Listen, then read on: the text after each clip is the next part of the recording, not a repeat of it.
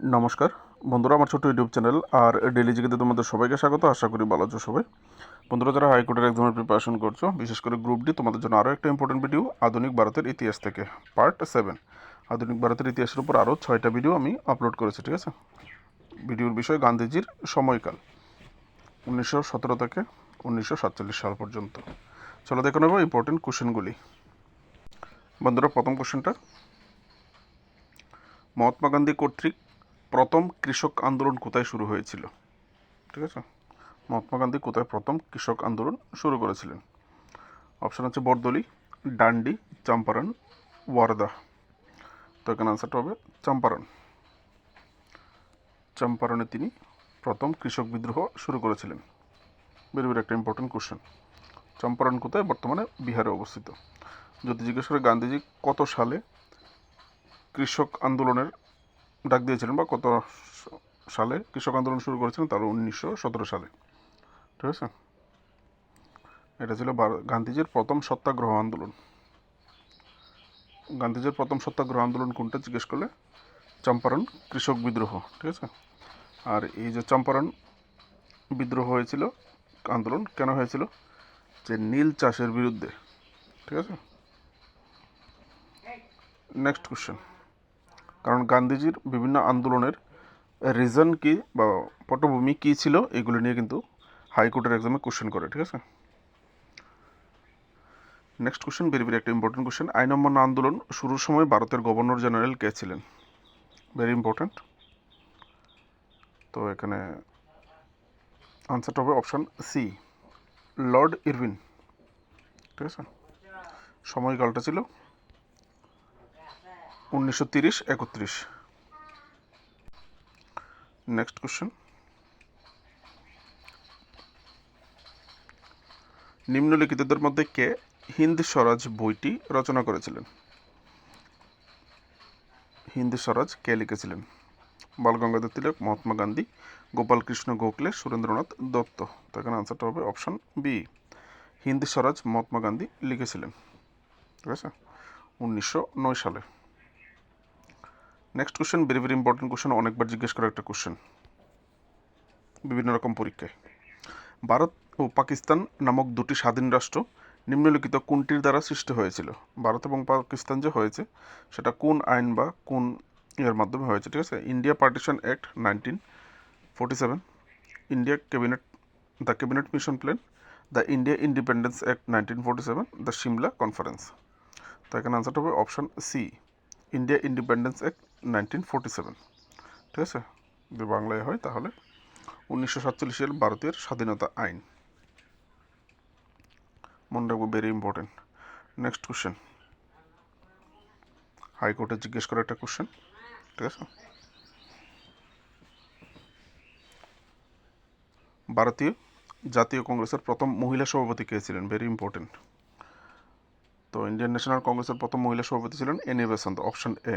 ঠিক আছে, কত সালে জাতীয় কংগ্রেসের প্রথম মহিলা সভাপতি হয়েছিলেন জিজ্ঞেস করলে 1917 সালে এনি বেসান্ত। তিনি ব্রিটিশ ছিলেন একজন। ঠিক আছে, তারপর হচ্ছে কে প্রথম ভারতীয় মহিলা যিনি জাতীয় কংগ্রেসের সভাপতি হয়েছিলেন জিজ্ঞেস করলে প্রথম ভারতীয় মহিলা সভাপতি, ভারতীয় মহিলা, আগেরটা তো এনি বেসান্ত হচ্ছে ব্রিটিশ। ঠিক আছে, ভারতীয় মহিলা সভাপতি সরোজিনী নাইডু। কবে? 1925 সালে। নেক্সট কোশ্চেন, নিম্নলিখিতদের মধ্যে কে দেশবন্ধু নামে পরিচিত? ভেরি ভেরি একটা ইম্পর্টেন্ট কোশ্চেন। ঠিক আছে, দেশবন্ধু নিকনেম নিয়ে কোশ্চেন করা হয়, এগুলি ইন্টারভিউতেও জিজ্ঞেস করা হয়। ঠিক আছে, এই ফ্রিডম ফাইটার্সদের নিকনেমগুলি। তো দেশবন্ধু কাকে বলা হতো? নেতাজি সুভাষচন্দ্র বোস, মহাত্মা গান্ধী, সর্দার বল্লভভাই প্যাটেল, চিত্তরঞ্জন দাস।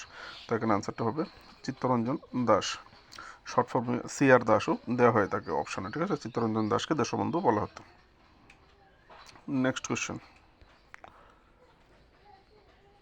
ভেরি ইম্পর্টেন্ট, আজকের দিনের ঘটনা এটা। কোন ব্রিটিশ ভাইসরয়ের সময়কালে মহান শহীদ ভগৎ সিং, রাজগুরু এবং সুখদেবকে ফাঁসি দেওয়া হয়েছিল? Very important and very important. তো এখানে আনসারটা হবে লর্ড ইরভিন।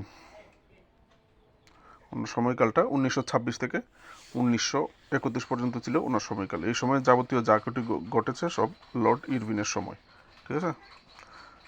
তো কবে এক্স্যাক্ট ডেটটা হচ্ছে, যে ডেটে ফাঁসি দেওয়া হয়েছিল 23 মার্চ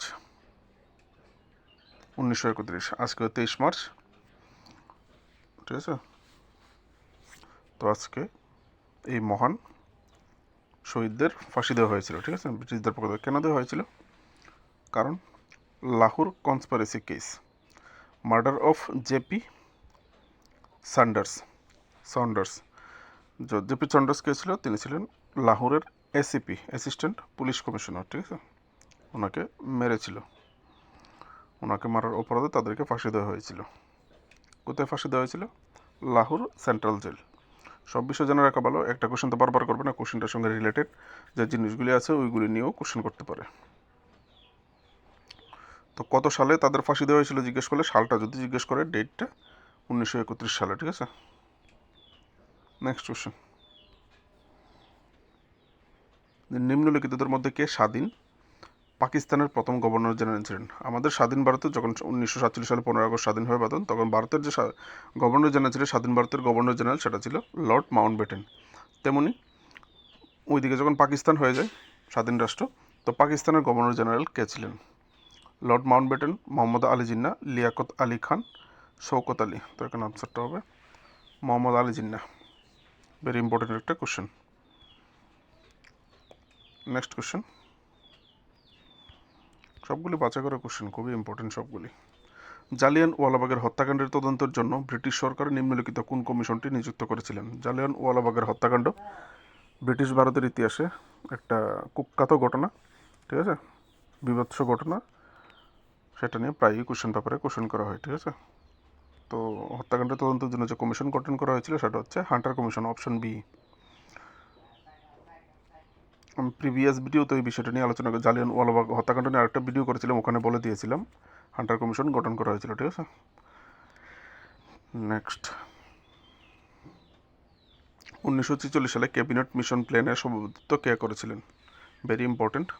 এই মিশনের মাধ্যমে ব্রিটিশ সরকার তাদের ক্ষমতা ভারতীয় নেতাদের কাছে হস্তান্তরের বিষয়ে আলোচনা করেছিলেন, যে কারণে ক্যাবিনেট মিশন প্ল্যান একটা ইম্পর্টেন্ট মিশন প্ল্যান, ঠিক আছে। কবে হয়েছিল? 1946 সালে ক্যাবিনেট মিশন, সেটা সভাপতিত্ব করেছিলেন অপশন ডি, প্যাথিক লরেন্স।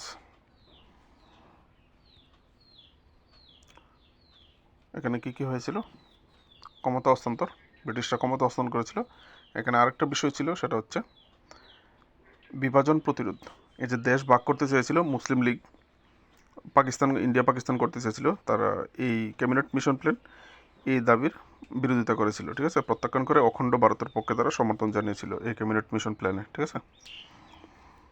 যে কারণে ক্যাবিনেট মিশন প্ল্যান একটা ইম্পর্টেন্ট বিষয়। এই ছিল আজকের কোশ্চেনগুলি। ভালো লাগলে অবশ্যই লাইক করে হাইপ করে সাহায্য করবে। চ্যানেলে নতুন হয়ে থাকলে অবশ্যই সাবস্ক্রাইব করে বেল আইকন প্রেস করবে নেক্সট ভিডিওর জন্য, তোমাদের হাইকোর্টের বেস্ট এক্সাম প্রিপারেশনের জন্য। চলো দেখা হচ্ছে নেক্সট ভিডিওতে। নমস্কার।